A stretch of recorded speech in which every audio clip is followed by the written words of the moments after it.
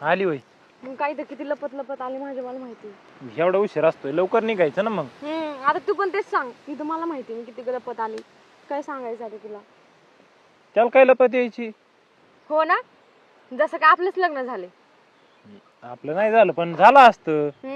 तुला नव्हतं करायचं ना. मलाच नव्हतं करायचं आहे ना. हा मग मी तुला म्हंटल होतं ना पळून जाऊ, मग तू का नाही म्हंटला? पळून जातेत का? मग आता घरचे नाही म्हंटल, मग काय करू शकतो आपण? मग एकच पर्याय पळून जायचं. मग सांगायचं घरच्यांना नाही राहू शकत त्याच्याशिवाय.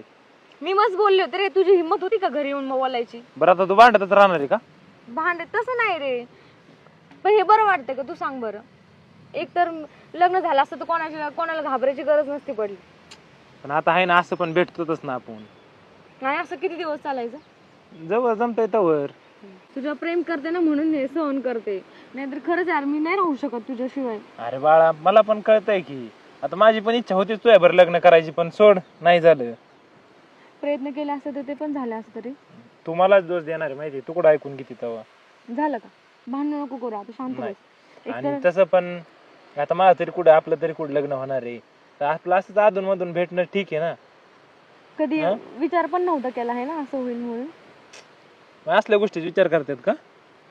मला असं वाटायचं की आपल्या दोघांचं लग्न होईल, आपण कायम सुखाने संसार करू. किती भारी स्वप्न बघितलेलं, काय झालं हे सगळं? अरे मला पण वाटत होतं असं. मी नव्हते बघितले का, तू एकटेच बघितले. तू बघितलेले रे, पण झालं तसं काहीच नाही ना, म्हणून वाईट वाटतं की.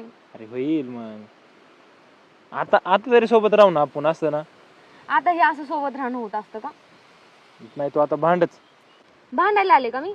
प्रेम करते तुझ्यावर, तुला दिसतच नाही बाबा. मलाच नाही दिसत. असंच मला कायम दोष देते तू, दुसरं काही नाही. दोष नाही देत, सांगते मी तुला.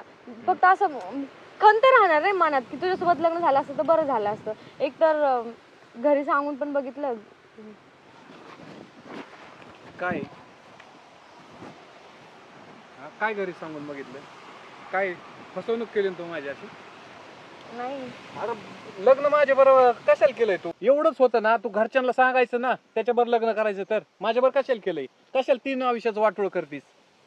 याला तर नाही बोलीत, तुला तर कळायला पाहिजे ना, एखाद्याची बायको आहे आता ती. होतं तर आधीच लढायचं ना, काय असेल ती.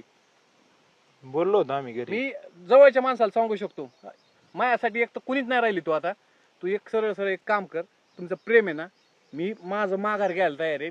आपण डायरेक्ट कोर्टात बितून तुला सोडचिठ्ठी डिवोर्स काय असेल ते सगळं देऊन टाकतो. इथून पुढे आपला संबंध संपला. काय राहायचं ना, तुम्ही एकत्र राहा. माझं आयुष्यात मी काय असेल ते बघल. मला नाही पटलेलं अजिबात. खेळायचं टाइम निघत.